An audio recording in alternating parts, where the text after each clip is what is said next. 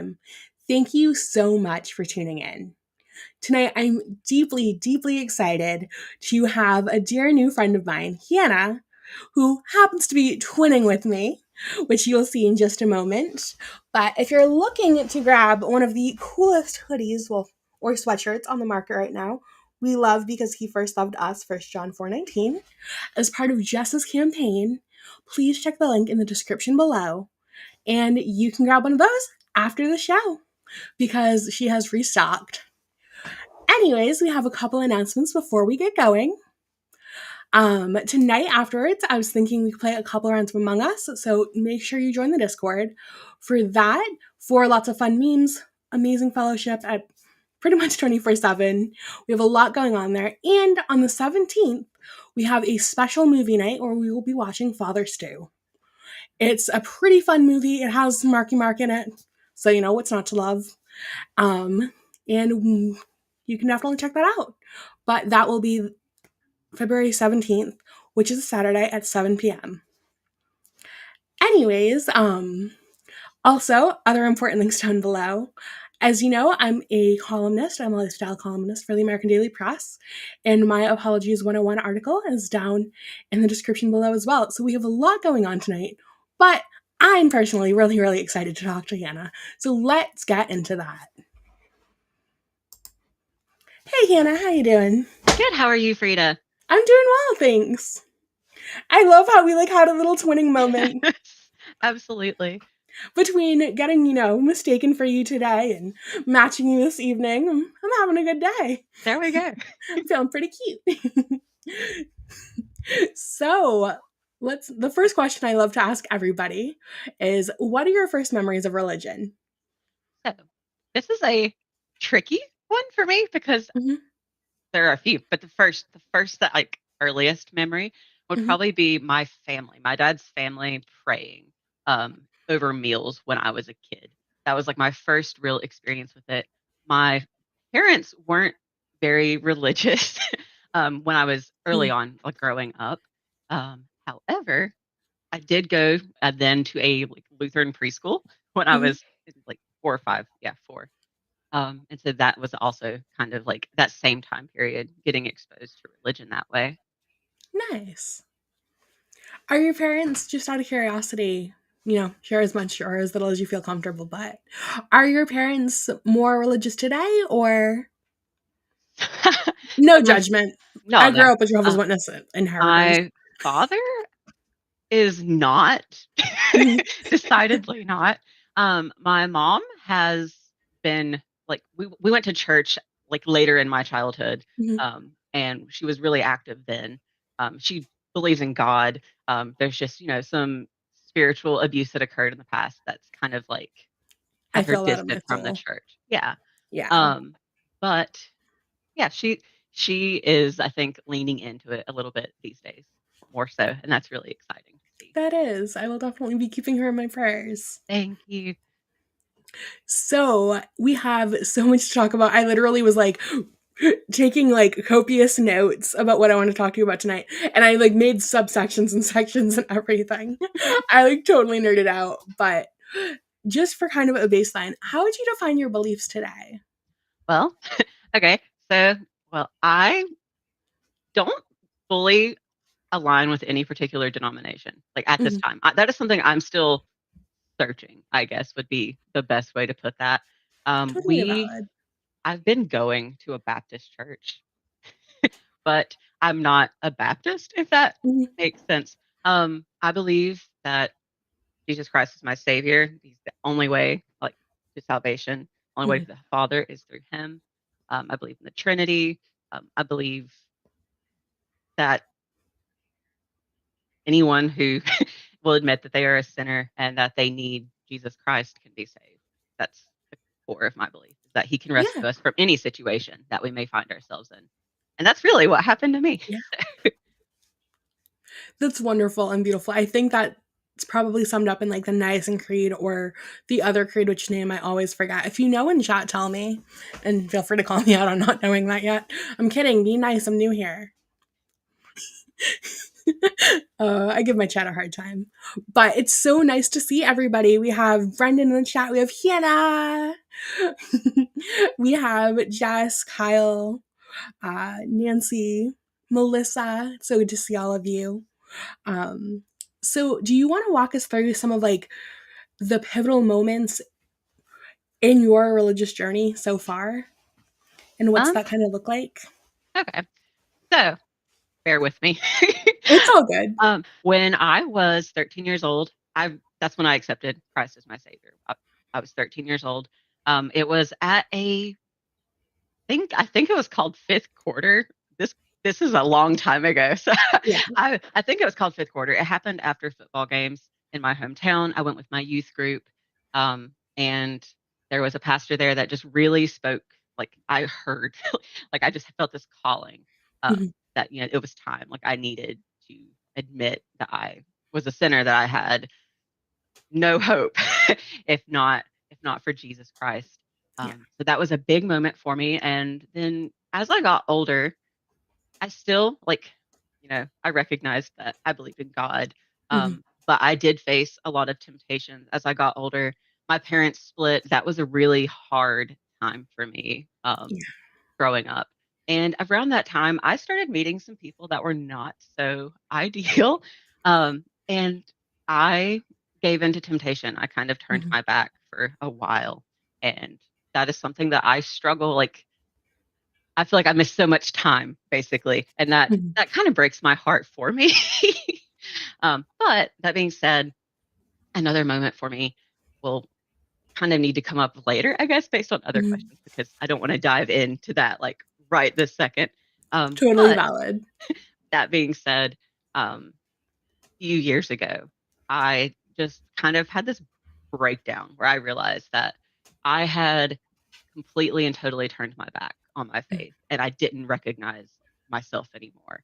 And I felt so alone and broken and just empty, like really, really empty. And Yeah. it was it was a wake up call, kind of, Mhm. I think. Um, and I just prayed. I prayed for the first time in years, and I just felt this overwhelming sense of peace. And I spent more time in the Bible again. Like I think I bought like three so that I could compare translations and just like deep dive. And that was like a big moment for me, just about 4 years ago, I think. What translation do you enjoy using? Because I know that I'm kind of an ESV girly, but my bestie is an NIV girly. So I I think it depends Mhm. on what I'm doing. So currently, the one that I'm reading the most is the New King James Version. I Okay. particularly like that translation. I do also like the ESV though. Yeah, that's a good question. Nice. The one of the churches we've kind of like narrowed it down between two churches that we're like praying about going to and talking to people and everything. They use the New King James version, and I think it was my husband that was like, so does that mean we can't like you get a used copy? We have to make sure like it's a new copy of the King James or what? Because he hadn't come across that terminology before. Because him and I are both constantly learning new terminology when it comes to like religion and Christianity and all of the things. Um, thank you guys so much in chat, and thank you so much for all of your prayers. It's been a rough go. Those of you who I know, some of you know, some of you don't, but basically, I have like three chronic disabilities, and I have days in my body where it's like everything's fine, everything's super normal, like perfectly cool, and sometimes I have to go get like really intense infusions for one of my chronic illnesses, and it's like, oh, hey, like did I even need that? Like, I'm doing great. And then other times it's like, oh, yeah, I can barely get out of bed. Cool, cool, cool, cool, cool. And when that happens and I get my infusion that time, it's like, it takes like extra time to compensate and like get back to where my body is like normal and doesn't feel like everything's on fire. So that's why I was gone from the show. That's why I've been kind of here and there, not like super around, but I'm very glad to be back. And thank you for saying that you're glad to have me back on the show, guys. Very sweet. In the chat, we have some people that like the NASB. We have some people that want a new Bible, as in a new book, not a newly written version. Oh, yes, Anna, you may say so. Sorry. So, were there any spiritual traditions that were specifically like, or practices that were like really meaningful to you when you first came to the church? That's hmm. I can you clarify just a tiny bit? Sorry. So sometimes when you're kind of like new to something, there's kind of like a grounding or like an anchor point for you. For me, it was knowing that I could talk to God like a loving father day or night whenever I needed something, whenever I needed somebody to talk to, whenever I felt like I was going crazy, especially when like because I got saved after I was chronically ill because I was supposed to be on a fancy business trip, but I ended up being in a hospital. But I got saved in that hospital, so it worked out.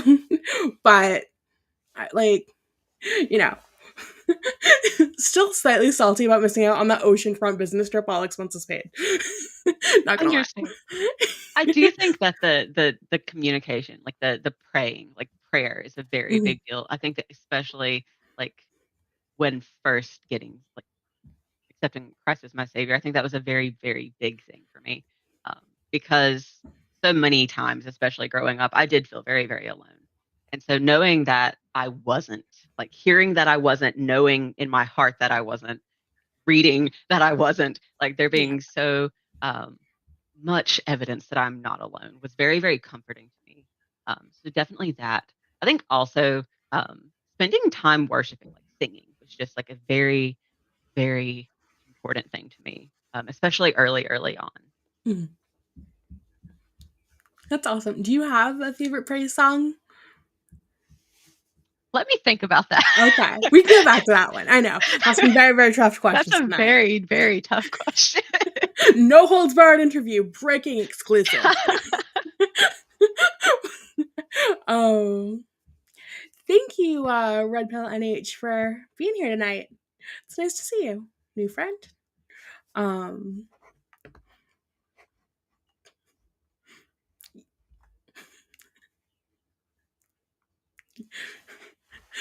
what does Brendan need to wash? I'm sorry. No, you're fine. I just had like a massive I ADHD. know. I just saw that, and I was like, "What is going on?" Wash your hand. Oh, wash your feet. Yes, Brendan, wash your feet. That's gonna be memorialized on this podcast episode. You goofballs. Oh my god. Um. Oh. So, when it comes to your personal and professional life, how do you see your faith continuing to guide that?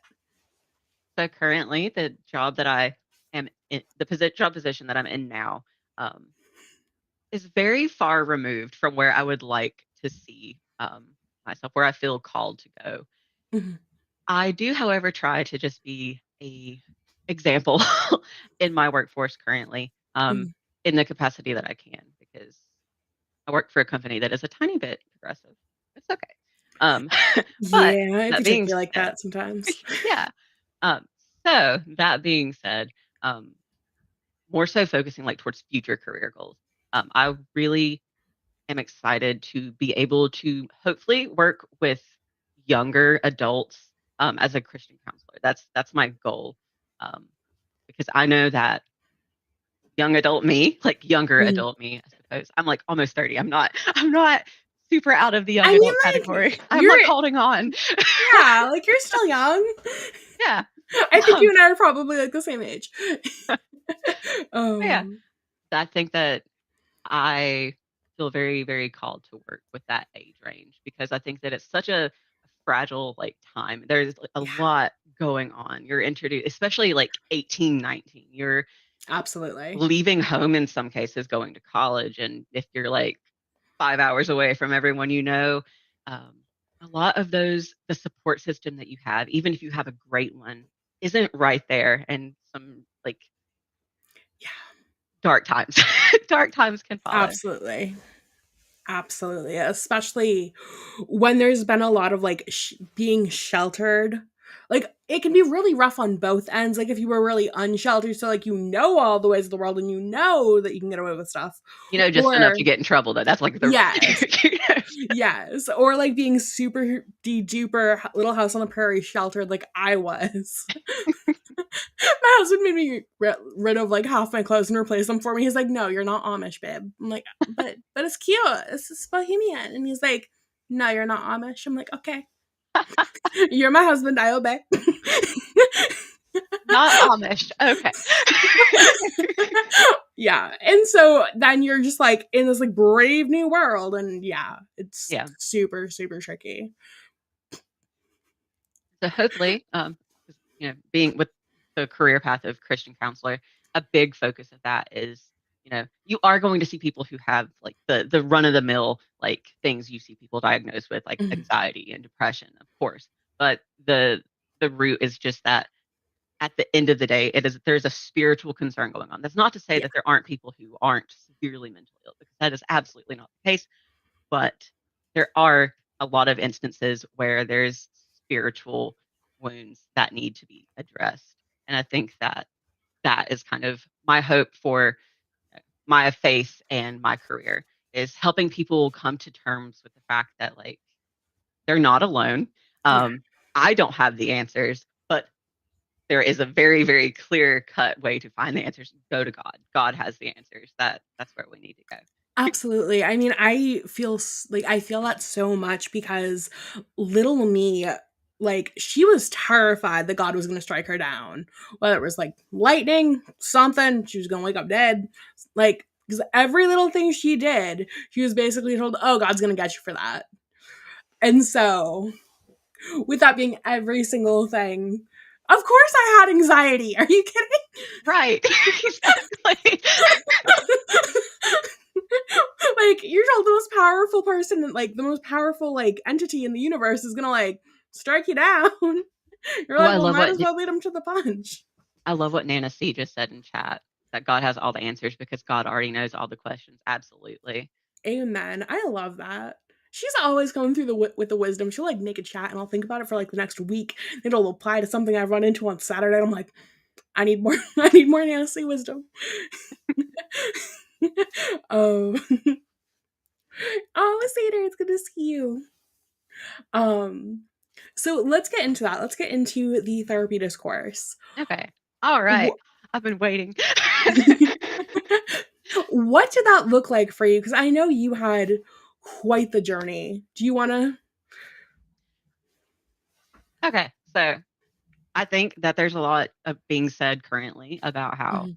therapists take advantage of patients, that most therapists are just out for your money and they will not make you like have any great enlightenment. There's no answers to be found there. Um, and I think a lot of that is true. I think that therapy today is very, especially, secular therapy, very, very predatory, in my opinion, honestly. Mhm.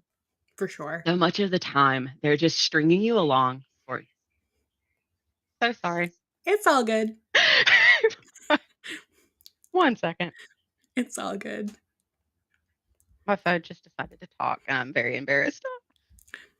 It happened to me a lot. Like 2 weeks ago, I was going live and I was like, oh, why is my phone going off? And it was like, oh, finding the faith is streaming. I'm like, I know, you interrupted it. Do you mind? To my Right. phone, not you, babes.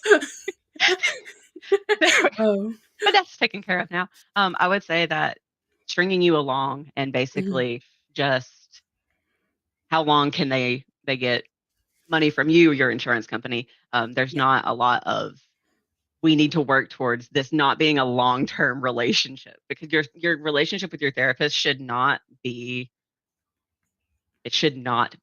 a decade long thing. Like Yeah. that is not what that's there for. Like that's not to say that like you won't go through therapy and then sometime down the line need to see a therapist again because something happened, because crisis crises do happen. Um, Exactly. yeah, but it shouldn't be a, this is just what your life is like now. You talk to this person 50 minutes, once a week or once a month or for the rest of your life. That's just not feasible, and it's Yeah. wrong in my opinion. I can definitely see that. I mean, full disclosure, I've been very fortunate. I've had about 4 therapists in my life.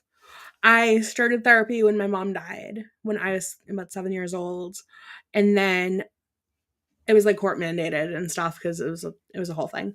And then after that, I took a break from it until I escaped a cult, and then I was like, "Yep, need therapy again."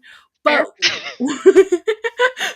but it's one of those things where it's like, okay, how much of this am I talking about things that I really need help with, and how much of it am I talking about things that I could just talk to a friend about, like Right. annoying little daily stressors. And when I notice that I'm getting to that point again, I'm like, oh, okay, I think I'm doing pretty good. Yeah, absolutely. And I like there think definitely ebbs and flows with like different seasons. absolutely. I think that one of the things I've noticed in my current, like in the courses that I'm taking as I like Hmm. work towards this goal of becoming a Christian counselor is that a thing that really stood out to me compared like to literature that we were reading at the public community college that I'd been Hmm. going to, um, about keep an end date in mind. Like go into the like count the therapeutic relationship with the understanding that like there is an end date in mind. This is not supposed to be a long term thing. Uh, you should want, if you are a good counselor, you should want your clients to not need you anymore. Like that Yeah. because you have shown them, like scripture. You have you've reopened that line, hopefully, like or helped them strengthen that relationship that they once had, um, or maybe it's a new relationship for them with God. And so that's the thing that really stood out to me was that is so focused on establishing that relationship so that the worldly counselor, like me, doesn't Mhm. need to be in the picture forever. Basically. Yeah. And another thing too that's really important is your therapist should be like a I'm speaking as somebody who's gone to therapy and as a psych minor. But your therapist should be like a blank canvas that you can, use to address things with and not have them pushing a like you shouldn't know whether your therapist is a feminist. You shouldn't know whether they're gay or straight. You shouldn't know anything about them. They're not your friend. Right. And it's very important for the therapeutic relationship for you to know that they're not your friend and so that you don't try to also be their friend. Exactly. There's a reason you can't like give them Christmas presents so that there's like no bias and stuff. Like there's reasons for like all of the specific protocols that they have or at least had back when the gems of a like having a gem of a therapist was a lot rarer. Oh yeah.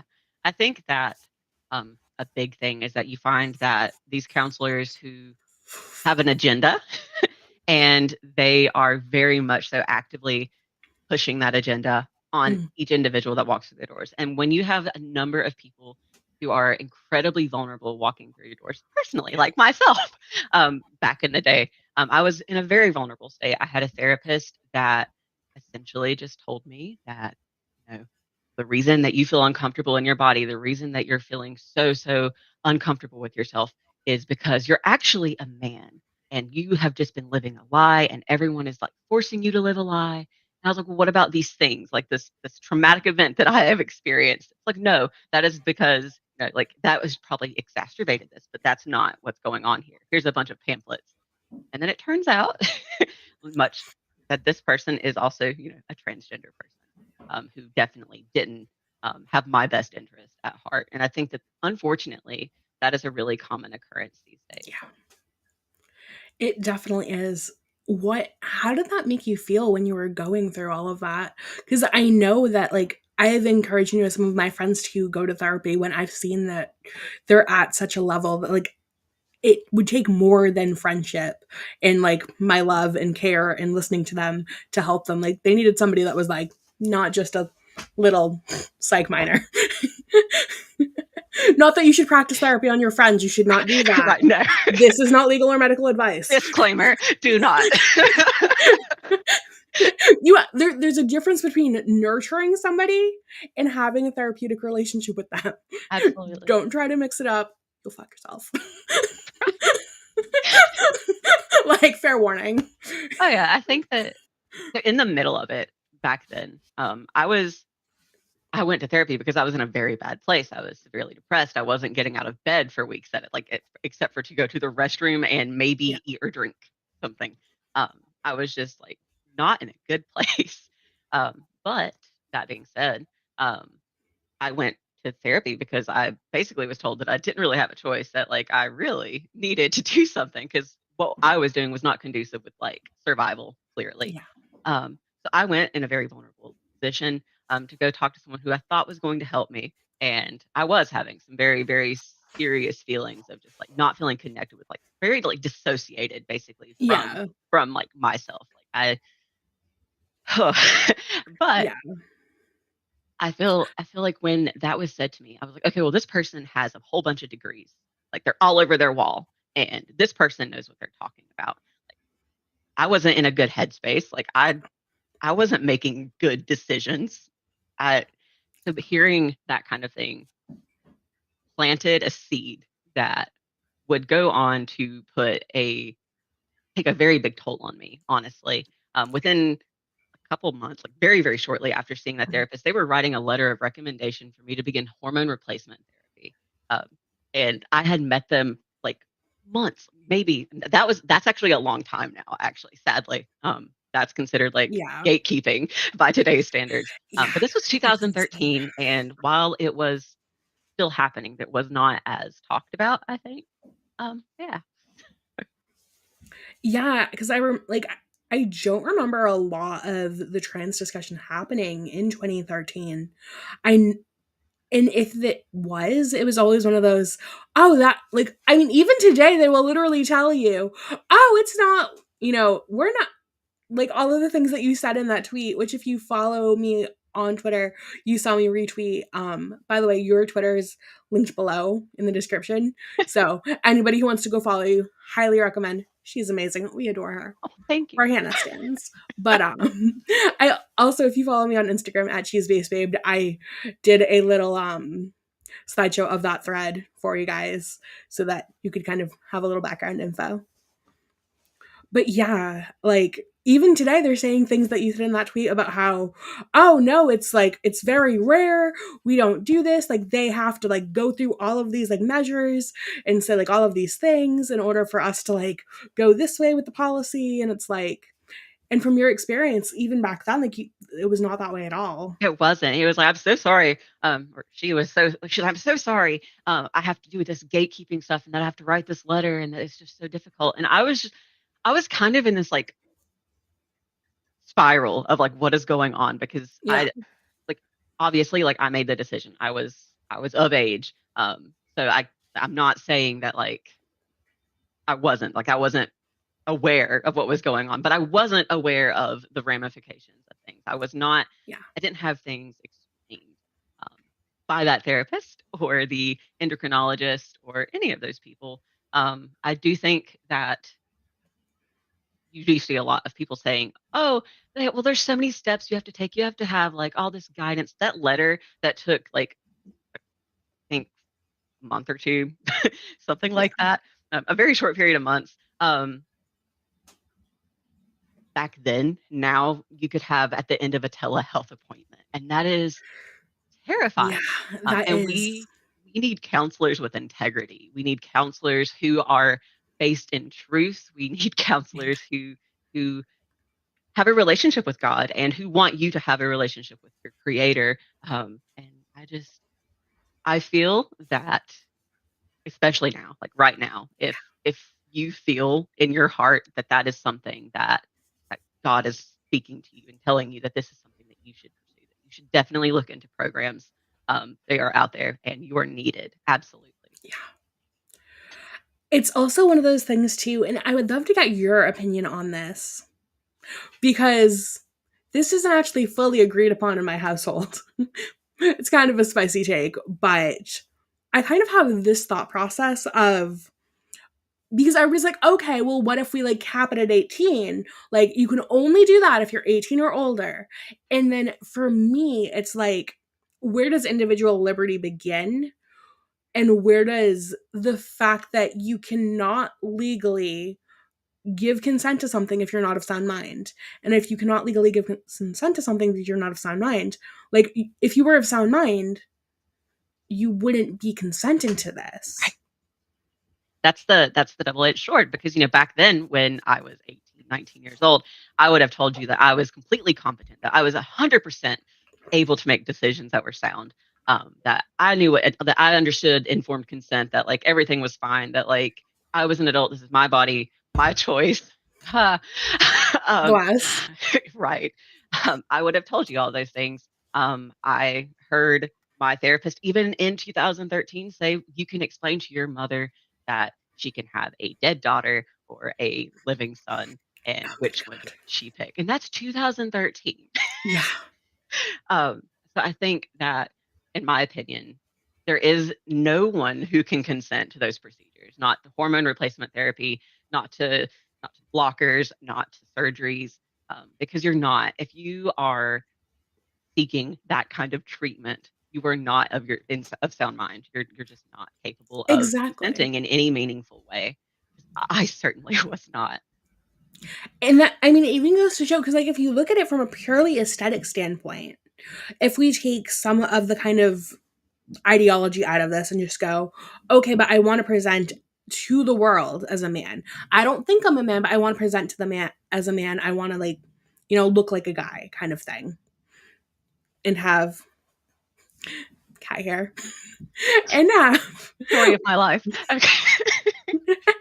um and kind of have like aesthetically, if you look at like all of the different things like in plastic surgery, there will literally be doctors that don't do certain plastic surgeries because of the fact that they know that the patient isn't of sound mind. Like a woman that wants like triple Fs.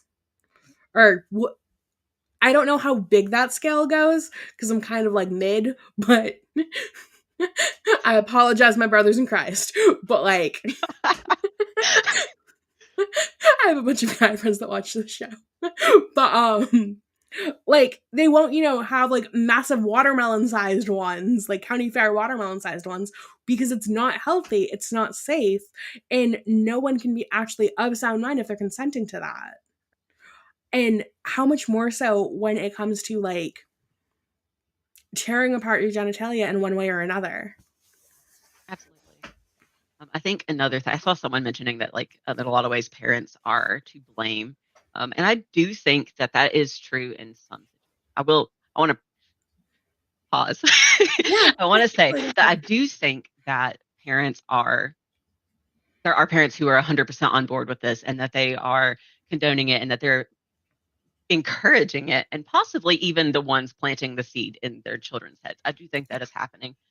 I do, however, think that there are parents who are terrified, and they hear their kid's doctor say, well, your kid's going to kill themselves if you Yeah, don't allow this. I think that there are parents who are misguided. And I think that I hurt for those parents. I think that that's really scary. yeah, I know my mother. Um, my mom was not. She did not understand. She was just like, "This doesn't make any sense. What are you talking about? There's got to be something else going on. Like, what are you talking about?" yeah, Basically. But she also was of the mindset that she didn't want to lose contact with me because she was terrified of what would happen if that um, if that happened. It's like if I stopped contacting her, if like yeah. she couldn't figure out where I was or what was going on with me, she was really scared. And I think that, Understandably. yeah, absolutely. It was a very scary time. It put a wedge between us. There was a lot of like, we went from being very, very close to me being a complete nightmare, to be completely honest. Um, and so I feel sympathy for that kind of situation. I think that there's a lot of Yeah. that out there. Um, I do think, sorry, I saw something from Hannah in the Hmm. chat. I do think that some of them, some of those parents think that they might be being compassionate. I do think that some of them project onto their children their own kind of warped way of viewing things. Yeah. I think a lot of them are misguided, um, but I do think that there are parents out there who very much so manipulate their children, and they Oh know yeah. that. Yeah. I think that they're like, oh, I wanted a daughter.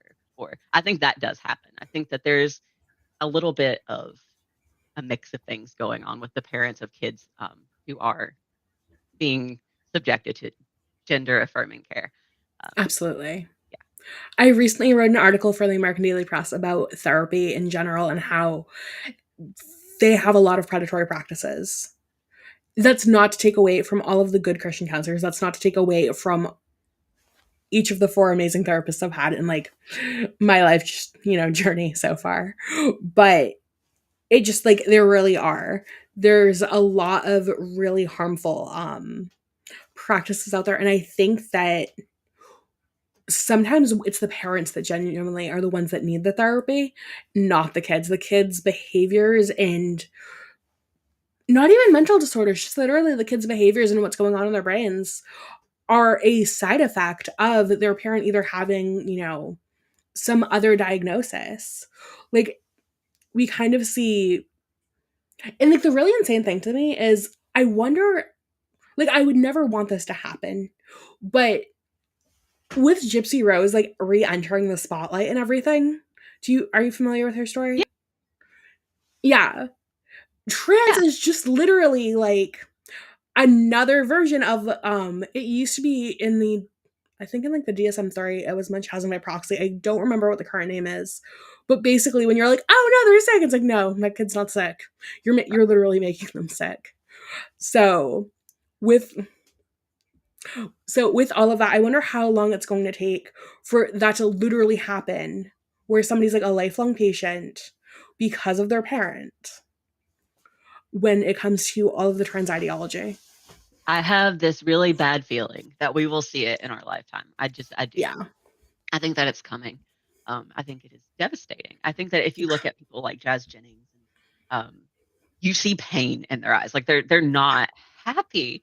Um, and I think that it was Scott Nugent that said that like they tried, like she had tried really hard to make herself happy. That she thought that transitioning would bring that for her. But that it turns out that happiness is an inside job, and that Yeah. stuck with me. Like that phrase has like lived in my head ever since reading it, because I think that's true. I think that so many of us are so um, so many of us are just seeking happiness, and we look in the wrong places. And if you're not careful, uh, you will run into people on your search for happiness that are not there to support you, that are not going to help you, Exactly. that will Or bring they'll you harm. take yeah. Or they'll take your lack of knowledge or they'll take your, passion for, certain things and use it against you Yeah, in really harmful and grotesque ways for their own ends. absolutely. Yeah. There was another thing I wanted to mention because I did mention Mhm. the whole thing where they tell parents that their kid's either going to Yeah. be alive in the opposite sex, or which is just not going to happen, or It's so they're going to sad. die. Yeah, Yeah, it's really really it sad. feels like they treat it almost like an escape hatch Yeah. where, okay, if you're not happy living as a boy or a girl or whatever, like you were literally born as and what you Yep. are in your bones, Yep. it's like a little escape hatch. Like, oh, it's okay. Life sucks as a guy, but if I'm a girl, things are going to be great. Things are going to be the best ever. And it's Right. like, But if you yeah, look at statistics, that is just like it's not true. I'm going to share something that I'm a little surprised at myself. But okay, so when I was on testosterone, um, mhm, I I had a suicide attempt. I had a very very serious suicide yeah, attempt, um, and I had never been more miserable, never, than I was about a year and a half on testosterone. That was just completely, totally like rock bottom, honestly, it felt like.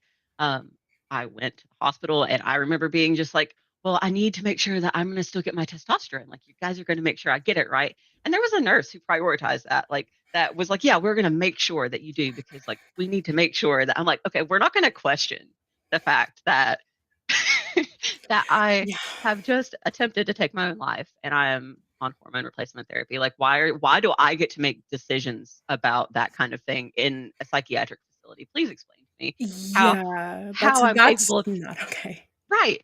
how am I capable of consenting to hormone replacement therapy while in the psych ward? Can you please explain? Because I don't understand. To this day, Yeah. I don't. And honestly, I think that it took that, honestly. That was, I know that while I was in there, I was still like, yeah, I need my HRT. This is really important. Give me that testosterone. Like I am, Yeah. like I wanted so badly to believe, like I doubled down briefly. But from that moment forward, like getting out of there, this thought, like this doubt started creeping into my head. Like I just, there's something seriously wrong that I wanted to not be here anymore. If this is supposed to be making me happy, then what's going on? Like this is wrong. Exactly. Yeah. I And think it's such a like hormones are such a crucial part of our own neurological health, everyone's neurological health. And that's why, like, even being on birth control, being on your own sex's hormones can screw you up. Like, I I was on something called a Mirena. It's an IUD for those of you that don't know. Um And what was terrifying to learn was when I was talking to, my different girlfriends about getting it out and everything, they were like, oh, careful about Mirena crash. And I'm like, the what? They're like, yeah, the Mirena crash. And they said it was like a like it was just a normal thing. And now, if that's how bad either adding or removing your own gender's hormone, like your own sex's hormones are, like, of course it's going to be extra, like, brutalizing and intense to your body when you're adding in entirely different genders, hormones to your body. oh yeah. Um I have also in the past had a Mirena, and the that I can attest to that hormonal, like that just messes with you in ways that's just not a great feeling at all. Yeah. And both going on to and getting off of, I think that Kyle had asked how my Yeah. body reacted. Yeah, how my body reacted to being off testosterone. I don't mind. um, I will say that I felt really miserable um, getting off of it at first. My voice had changed a little bit, and so Mhm. seeing things slowly but surely, like kind of move backward because of how limited the time period. Like if I had been on it much longer, I don't know that my body would have recovered the way that it did. I honestly think that God played a major role in the fact that I have escaped relatively unscathed. Um, Because there's a very, like, critical point of no return there. yeah. And I think that I barely, by the skin of my teeth, um, avoided that because while I was like on hormone replacement therapy, there were many times where I was not consistent because I was just like, something's weird. And then I would be like, no, no, no, I'm just being a chicken. Like I just need to jab myself with this. It's fine. Um, so going on was a very, very intense experience because I was very, very angry because testosterone, Yeah. great, great for your mental health if you're not supposed to have a whole lot of it, by the way. Not 0 of 10, do not recommend. Even Um, for guys that take it for, right. like, sports and performance management, like, there's a reason why they're always the ones that, like, have certain, parts that are, like, shriveled and, like, they're not doing good mentally, and they're always, like, the first to, like, punch through a wall. I just, and then coming off of it was kind of like, okay, you Mhm. know how everyone feels very, very um, awkward and uncomfy during puberty, right? That's Yeah, just the fact of life. Um, yeah, I kind of had that happen again. Like, so going on and then coming off, it was just a nightmare. um, it was a lot of emotions, honestly. So the anger from testosterone, and then like as that's leaving your system, you become very, very emotional because your hormone levels are kind of just like in this tailspin of trying to figure out what in the world is going on. Um, I already had, as it turns out, hormonal issues because I do have like polycystic ovarian syndrome. That was a thing. I had symptoms of mhm. it long before I ever took testosterone, and I was How did really the scared. Mhm. All right, go ahead. How did the testosterone, like, interplay with PCOS? And also, I'm so Um, sorry to hear that you have that. I know that can be quite a struggle. it's rough. I will say that I had a period. There was a period of time where like I menstruated for Mm. like 2 months. Like I was just I went to the doctor because I was just like, Mhm. I haven't stopped bleeding. Like something is Yeah. terribly wrong. Like I'm dying. I'm pretty sure. She's like, oh no, it's just because of your like hormone levels are weird, but everything's fine. I'm like, I don't know that this is fine. She's like, well, we could put you on birth control. Like, let's definitely add hormones, Yeah. additional hormones to Yeah. this mix. Naturally. And I 2 was like, months, oh my god. it was terrible. This It past wasn't, Thanksgiving, like, because I had gotten off the marina in, like, August, I had menstruated for, like, 2 weeks straight, and I thought I was gonna die. I can't imagine, like, 8 times that, if I can do math quickly at the top of my head. Like, it that's was bad. brutal. Oh yeah. Oof. It was weird because it was just like no cramps, but just blood. I'm like, this is not good. And she was like, oh, you're fine. You're totally healthy. I'm like, that can't be healthy. Yeah, And it'd be yeah. little times where then I'd be like, okay, well, if my doctor who's got all these degrees says everything's fine, then it's probably okay. I just think so. So I will say that I was very recently diagnosed with polycystic ovarian syndrome. Like I had not had an official diagnosis for a long, long Okay. time. Mhm. Um, I went off of all birth control and stuff like about 2 years ago. And then just to kind of like because I am approaching, 30. So I Yeah. just yeah. Well, that being said, I didn't get a period after like for like 3 months this last year. There was a 3 month period of time where there was just no period, and I was terrified, and I was just like, "This is my punishment." Like my brain immediately went to like, "This is what happened because I because I was like naive, because I was vulnerable, because I listened to the wrong person." I was freaking out, so I called my I doctor. wanna hug you so badly, girl. I got to the doctor and I explained, like, I just had just meeting this woman for the first time. And Yeah. I'm just like crying in her office about, like, I'm pretty sure that I've ruined myself. Like, I'm pretty sure that, like, she's like, well, what do you mean? And I explained, and she was just like, I don't think so. Like, she was that doctor was just like, so many people are going to be going through what you're going through. And that I was blown away because I did not expect it one in the place that I live to find a doctor that was just like, God is holding you and it's going to be okay. I did not Yeah. expect to find a doctor that said that to me. And I didn't expect to find a doctor who was just like, what these people are doing to people is wrong. I didn't expect to hear that either.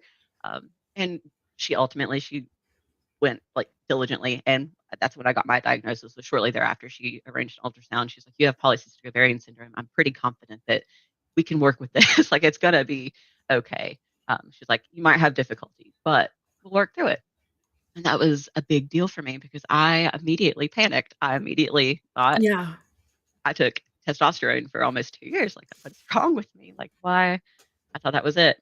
And I'm really worried for these young people because I know that I got very, very lucky.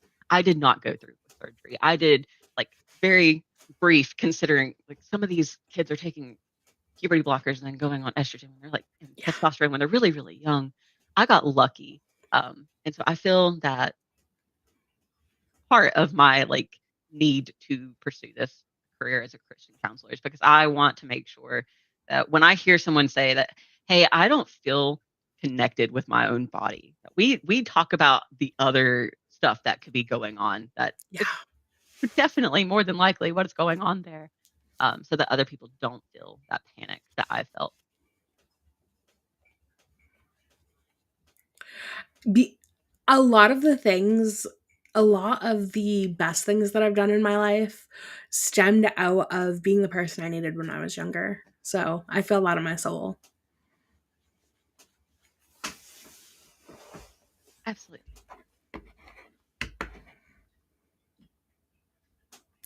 Hannah says a really important thing right here. She says, the Hayford one. That's what I thought. um, I was like, I'm pretty sure. you say a lot of important things too. That's why I I was had you like, on. well, But she said it is a struggle, but it is something young women need to hear because puberty is awkward. For most people, it's not fun, and PCOS can make things even more confusing for young women. oh yeah, absolutely. 100% agree. That was not something I heard about until I was an adult, and I was shocked. I was like, oh, well, I don't. That still seemed like something that wasn't about like affecting me because I didn't know what to think about it. So yeah, I agree that it's something that needs to be talked about. I think especially for younger women. Yeah.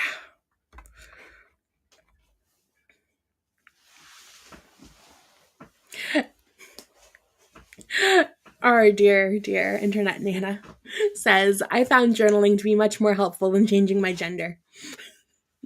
Yes, Oh. absolutely. I endorse that. So, Oh. So, when you kind of were able to escape this, what were some of the therapeutic approaches that really helped, or the familial support that helped kind of once you were like, okay, crap, this isn't good. This isn't helping me get to where I want to be? essentially, Yeah. um, trying to think of the best way to put this because that was a very strange time in my life. I I didn't really have a lot in that regard at that period of time. I was very, very much so like doing it on my like I kind of I withdrew. I just stopped taking the hormones. When I stopped taking them, I didn't talk to a doctor. I didn't go back to that therapist. I just like no. I just stopped, which was a bold life choice looking back. Um, I lost a lot of friends. My friends told me that like I was essentially people who I thought were my friends. They were not my friends. That I was one of the bad guys, basically. That I had essentially made everyone else look foolish because I was backtracking, and that this makes everyone look like they're going to be going through a phase because you didn't think things through. And that was really hurtful. So the thing that was Yeah. really helpful for me was just Understandably. actually journaling. I wrote a lot during that period of time. I talked to my mom all the time. She was amazing, honestly. I would be lost without my mother. I adore her. She's been supportive of me like ever since. She That's maintained so good. contact with me because of the way she handled things, because she wasn't like gung ho like, yeah, Mhm. this is a thing, but she also still wanted very much so to know what was going on with me. Mhm.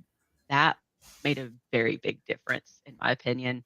So I could talk to her, be like, hey, this is what I'm going through right now. And I would slowly, like honestly, the getting out was very gradual. It wasn't all at one time. So I just like stopped taking the testosterone, and I stopped seeing that therapist, and I didn't go back to that endocrinologist, even though they called like 1,000 times. I just didn't pick up any more prescriptions. I didn't do anything like that. Um, I talked to my mom. And I bargained with myself like, okay, well maybe I'm not a guy. Okay.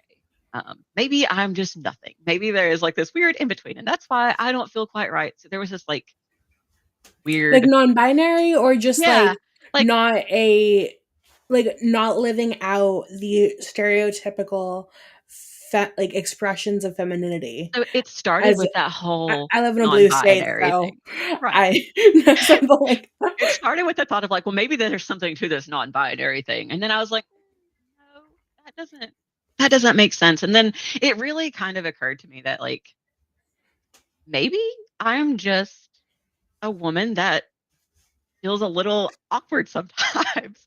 Like, and that's okay. I think that many of Yeah, us are that, and that has can taken like, confirm. yeah, yeah. I think that growing up as a person who I'm like the oldest of three siblings, I'm the only girl in the family. Um, I am 6 feet tall. Like I'm really tall. So I just Damn, always you are felt, tall. I'm like yeah, a full foot shorter than you. I'm just really tall. So I just felt weird a lot of my life. And I think that at some point, this is probably a little tiny side tangent, so I apologize. I love tangents. That's my middle name. At some point, they they stop saying things like, well, you know, little boys can play with dolls and little girls can be more interested in like race cars and things like that. They stop saying that, and they stop saying if you do those things, then you're a boy, if you or you're a girl. You can't just enjoy things that maybe like other sex is more known for enjoying. So I think that that was a big thing, like coming to the terms that like I don't have to be super feminine all the time. Like I am feminine in many ways, Mhm. but like I don't have to meet anybody else's criteria for what that looks like. Exactly. I think that talking to eventually a therapist that was very neutral on everything, Mhm. which because around here it was really difficult back then. to Yeah. find a Christian counselor. That is a thing that I will mention in just a second. There's like some information about And that. then I do want to go back to why, like, to a more like businessy degree, Yeah. like what, like, aspect about why they actually stopped doing that to a degree that like gives me my own tangent because it like really annoys me. But I don't want to interrupt. Uh, sorry, you're fine. Let's see. Sorry, I lost my train of thought for like a I'm split second. sorry. You're totally okay. Well, you're Um, picking that back up. So one of the things that genuinely pisses me off from a business perspective is the reason why they stopped doing the, oh, boys can do this, girls can do this, is because of the fact that it was integrating their market share within the like within the capitalist framework. Dude, I love money. I'm not against capitalism, but because of the fact that the so basically the market share is, what percentage of a certain demographic is involved in this. And when it comes to a lot of the girls, like, watching something or getting a lot of the products, it makes it really hard to market to like their original demographic that they had it planned for. And so when it cuts into the market share, that makes things messy and they don't want to deal with that. They don't want to be able to cater to both audiences. yeah, that A makes sense. great example is the recasting and letting go of one of the characters in Teen Titans Go from like a bajillion years ago. Because do you remember that? I remember Teen Titans. I didn't Yeah. watch the reboot because that was just not. I was like, no, we're not we're not doing that. I worked as a nanny, I was forced to. Okay, that makes sense. So, but yeah. So when it's like divergent personality wise, it's one of those things that just like, nope, can't do that. And so because of that, I genuinely fair that's why they're like, oh no, boys can't play with dolls because of market share. I think that that's a really good point, and that is not something that I had really given much thought. Yeah, I think that's right. It's a Um, tangential conspiracy theory that's sparked right now in it's my not a brain. But conspiracy theory if it's true. But no, I think uh, okay. So Hannah, other Hannah, not me. Okay. Said that I hit um, on something that is critical, that I am feminine even if I struggle with polycystic ovarian syndrome, or when I felt most confused. That's true. I am feminine. That is a good point. yeah, I think that it was difficult. I think that um, there was a period of time um, leading up to everything, like leading up to me going away to college, that I started feeling really, really uncomfortable with myself. Not just aside from like that the typical teenage girl uncomfortableness yeah, of it all, um, yeah, but more that there was like a deep trauma thing going on, and I didn't know how to put that into words. I didn't know how to talk about it. And so that coupled with the polycystic ovarian syndrome and the just feeling completely and totally alone, put me in a position where I was more vulnerable, and I think that did make me more susceptible. So I do think that it's important that we let teenage girls talk about the things that happen to them. I think that that's really yeah, important, and that we don't try to say that, well, this means this about you, because your therapist shouldn't be affirming you. They shouldn't. They should be exactly. challenging you, if anything. In my humble opinion. And just because you are something or have or identify with something or enjoy something, that doesn't change your DNA. Right. Exactly. It like you can be a guy that likes different things, you can be a girl that likes different For things. sure. And there's plenty of things that both of us love, guys and girls alike. We have to have common ground. Like we have to. Exactly. Oh. So, one of the other questions I wanted to get into with you is what advice would you give to individuals who are struggling to reconcile their own faith with their experiences or identities? Okay, so this is a good question. This is a really, really good question.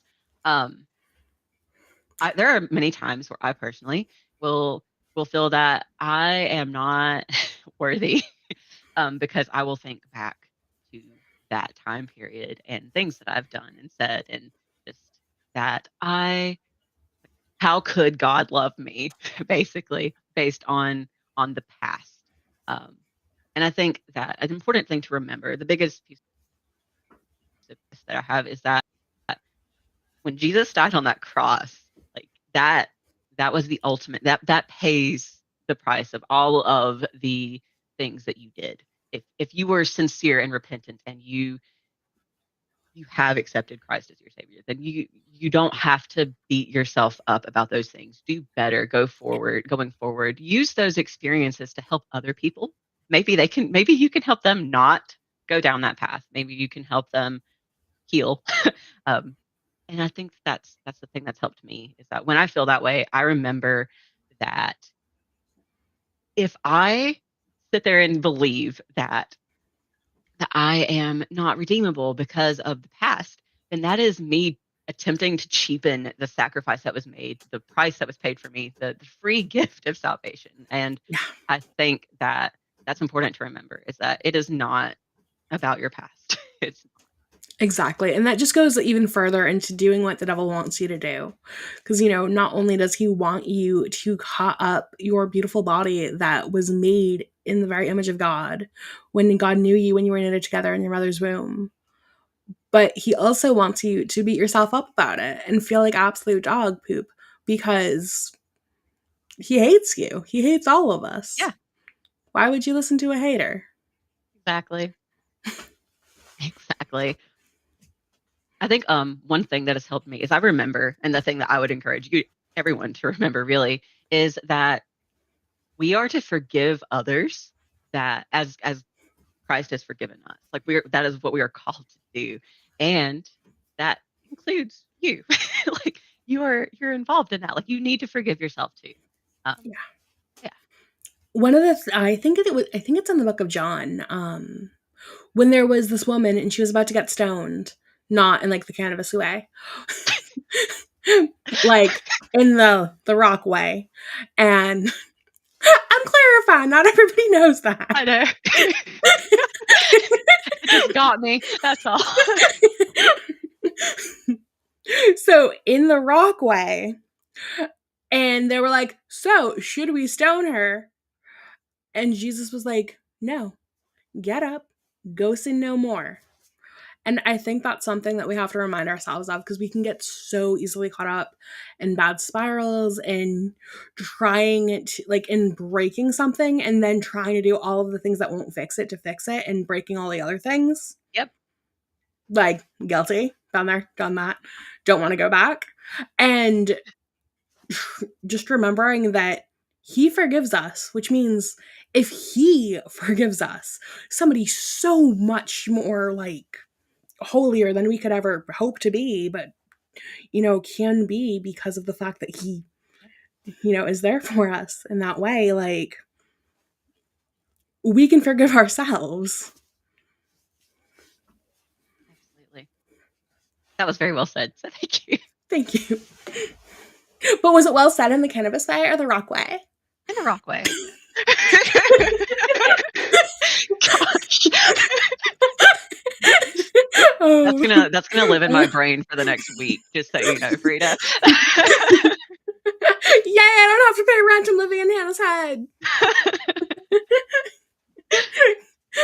Tell the landlord to take this week off the rent. Right? So I know that you're currently in college, right? I am. So when it comes to chemicals that, won't harm you, have you heard about my favorite coffee company? Ooh, North Arrow, I believe. It is Yeah. North Arrow Coffee. Instead of harming lives, they actually benefit lives. Do you want a delicious brew that shares your values too? Look no further than North Arrow Coffee. North Arrow Coffee is a pro life, veteran owned business that I am proud to have as a sponsor.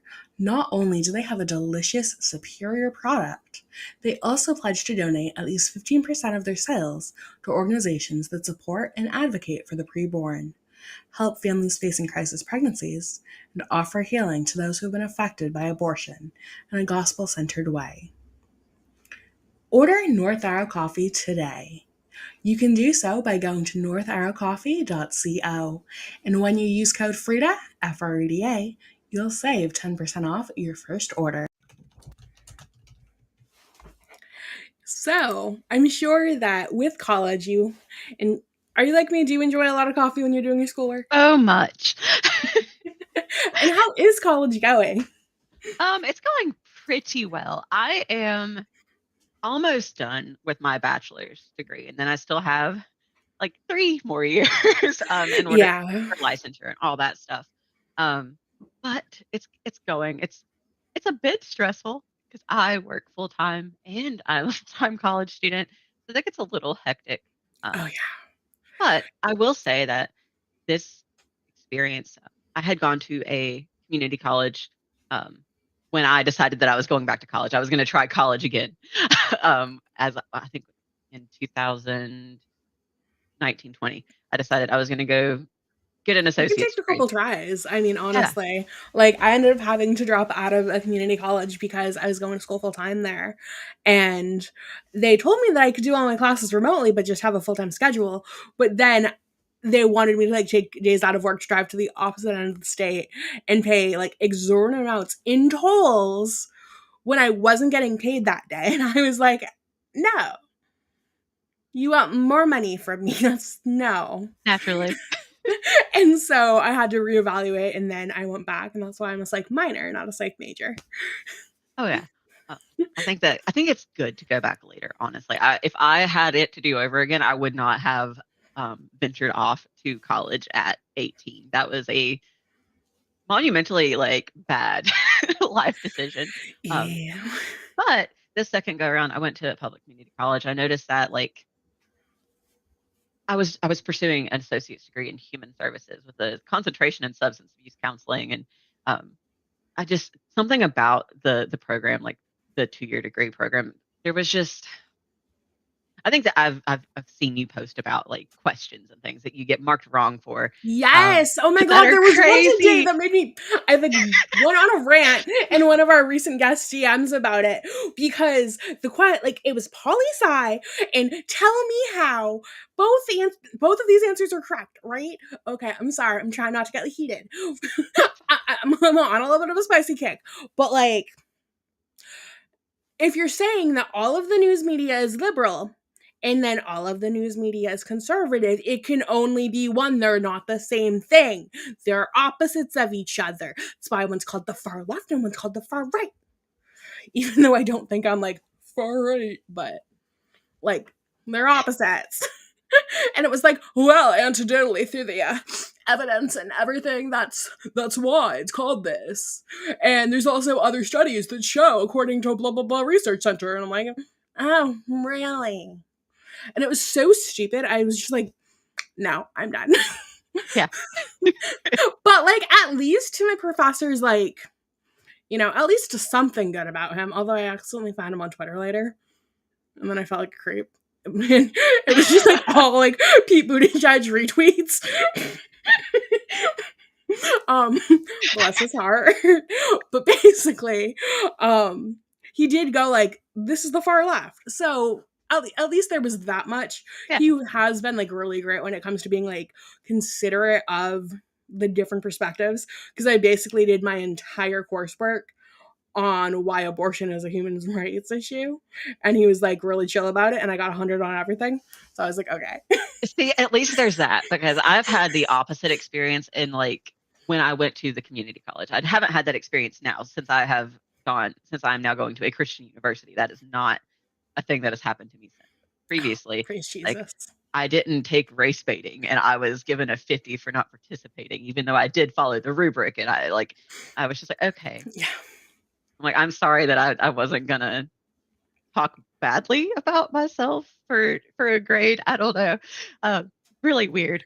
Yeah, And I was fully prepared for that too. And one of the things that like really helped me was remembering that Ben Shapiro, although like he's like 40 now, I think he's like canonly 40. I could be wrong. I'm sorry, Ben. You don't even know who I am.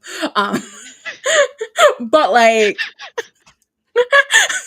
that's what you say, and then we attempt to not go to the Lulu land.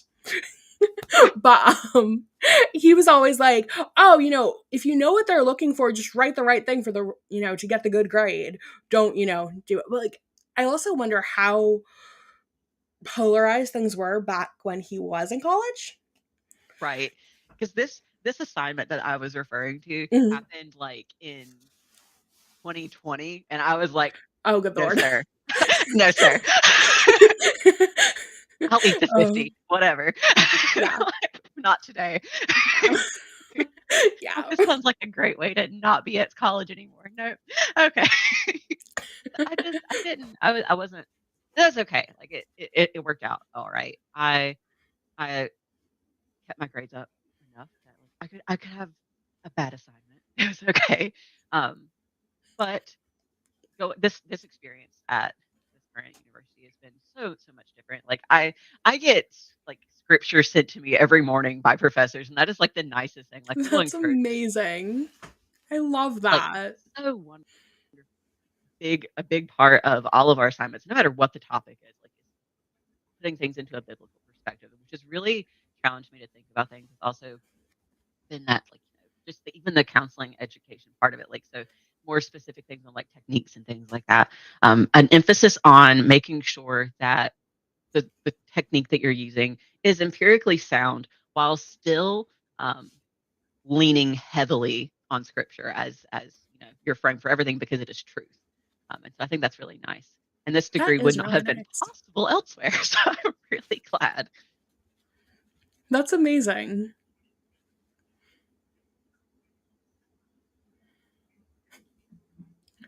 Oh.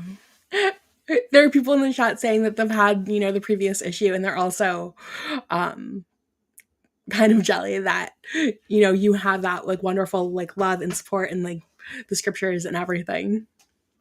Oh yeah, I think that it's important that like if that is something that you're interested in, that there are options. Like a lot of the university system is a um, dumpster fire. To be Oh yeah, for really sure. honest, that is absolutely true. Yeah. Um, but there are options. I know that like it has been a lifesaver for me, honestly.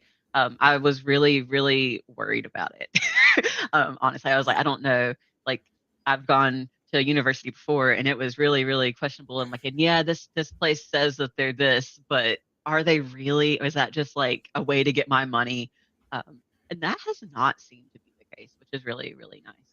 That's wonderful because I know so much of it can be brutal. And honestly, if I think there are certain things that you definitely need college for, but there's so much that you just don't need college for. Totally agree. And I feel like half the time, a lot of girls around our age are finding that they don't necessarily want to go after so much like what they studied and went to school for. They want to be a stay at home mom or a Right. homemaker or things like that. I have that conflict, I promise. Yes.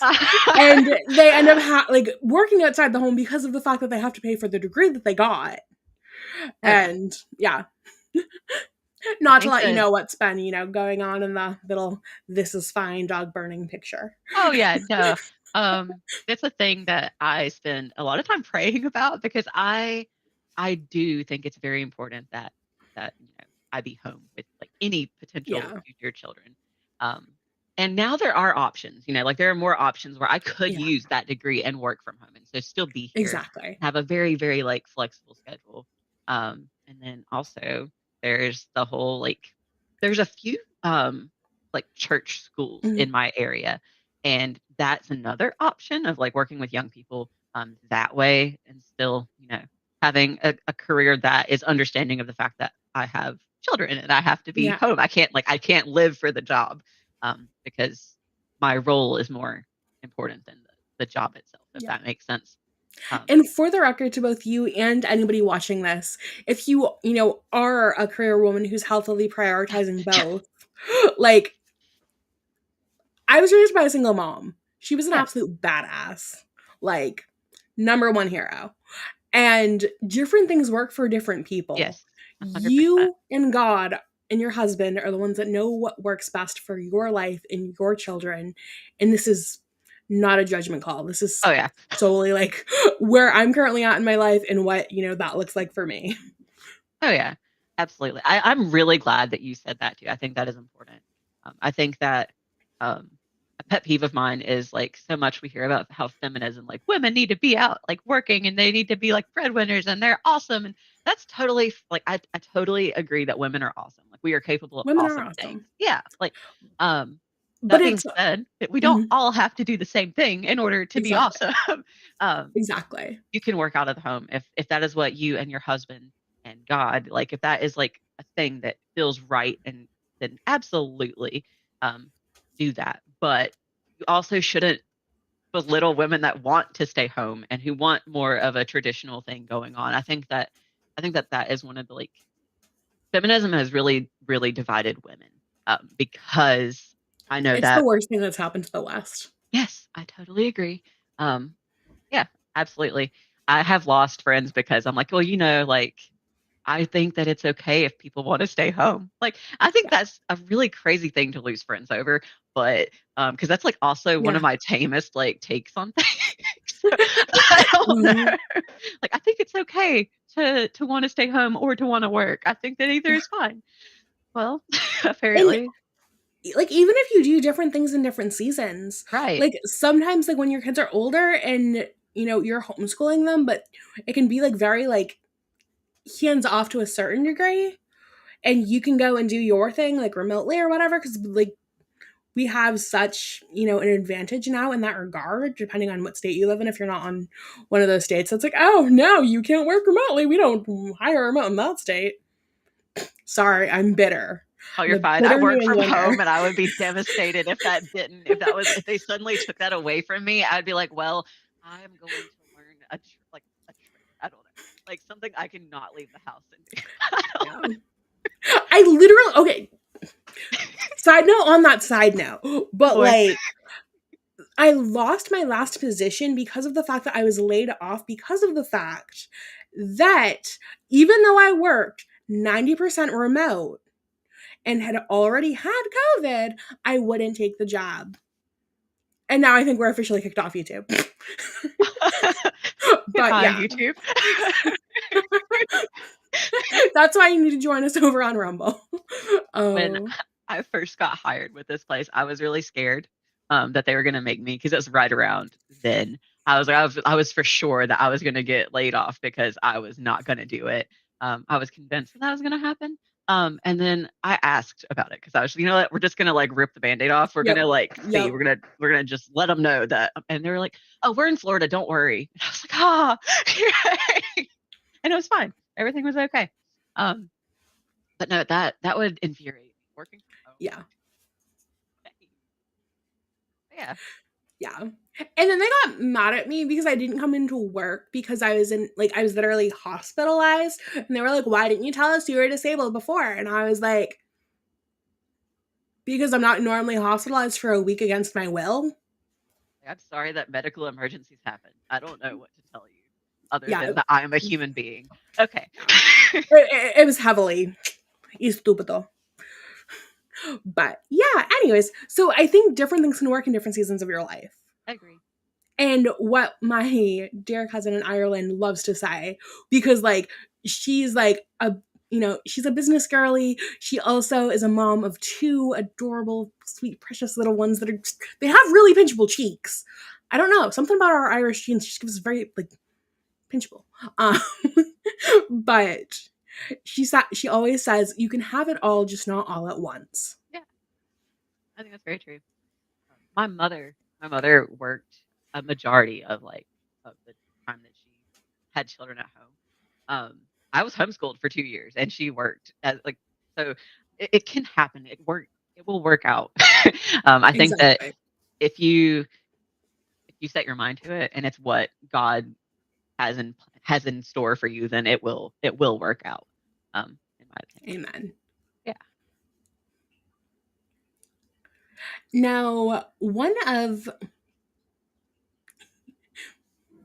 go Duolingo. It'll kill you if you don't learn Spanish. It's fine. Duolingo is intimidating, and I had to delete it, and then, like, I think I muted the e like, I just no, I unsubscribed from the emails because it was getting very aggressive, and I was just It's so aggressive. And like as a marketing strategy, I love it. As an app, oh like yeah, for I'm sure. trying to learn Gaelic, will relearn Gaelic because that was my first language. Um, That's amazing. yeah, because I mean I was born in Ireland, so they mostly spoke that over there. But yeah. But having a little green bird pop out of the woodwork of my phone to threaten my life, like, and you wonder why you have anxiety. Yeah. Certain things are side effects of existing. Oh my god. Oh, thank you so much, Ash. Kyla, bring me the cat and the treats. For those of you who don't know, every Rumble rant gets Jazz a treat. So he will be with us in just a moment. But what unique perspective or contribution do you think specifically Christian counselors bring to the mental health and therapy field? I think that they bring a little bit more focus back on the like spiritual element that is very much at play in our lives. I think that there are a lot of wounds that are not physical. And I think that the Christian counselors are in a unique position to help people reestablish or strengthen their relationship with the ultimate healer, the ultimate counselor. I think that's what's really important. The very important distinction is that um, you are you're not the help. Basically, you're just someone holding their hand on their way back. Basically, oh, how precious. This is Jazzy. This is from Auntie Ashley.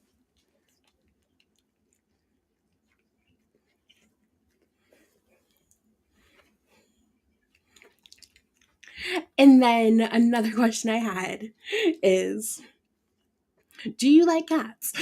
I love cats. I have two of them. I'm allergic. Aw, Satyr. I have two cats. One of them is Bubs, and then Killjoy. She's aptly named. Um, That's from Uncle Maddie. We say thank you, Uncle Maddie. Thank you, Auntie Ashley. That's adorable though. I love that. Um, now the actual question that I had for you. He's so cute. He does the oh. crunchy, crunchy, crunch. Crunchy, crunchy, crunch. um, Looking back on your journey, what message of hope or encouragement would you like to leave with our listeners, especially those who may be facing similar challenges or seeking their own path towards faith and healing? I think that it is important to remember that no matter where you are in your life, like if you are at your rock bottom, if maybe you're not quite at rock bottom, or maybe you're past there, um, that God will rescue you. Like you can. You are not too far gone. Um, he will pull you up and put you back on solid ground. That's been true for me. It has been true for many that I know and love, and it can certainly be true for you as well. That would be what I want to remind people. I love that. That was very well stated. Thank you. So, everybody, thank you so much for being here for Finding the Faith. If you're listening to the audio podcast version of this, please remember that you can check us out live and join in on the chat at 7 p.m. Eastern Standard on Tuesday evenings. Our next episode will be with our dear friend Jess Holmes. She will be talking to us about marriage and will be answering your burning dating questions. Hopefully that's the only thing burning. Otherwise, you may need to remember to get checked and drink some cranberry juice. But I digress with being cheeky and just want to remind you that if you make sure to check out the Discord down below, you will be able to join a wonderful, loving community that loves memes, movie nights, and all of the good things that friendship and fellowship have to offer. So make sure you do that because we will be watching Father Stew on February 17th at 7 p.m. Eastern Standard. That will be a lot of fun. I cannot wait to watch that movie, and I hope you'll all be able to. I figured it would be a nice thing to give the singles a bit of community and to give those married a cheap date idea because it'll be, easy peasy because this economy is screwed. But thankfully, our lives don't have to be if we have Jesus. So make sure to join the Discord, stay based, and stay blessed. Bye.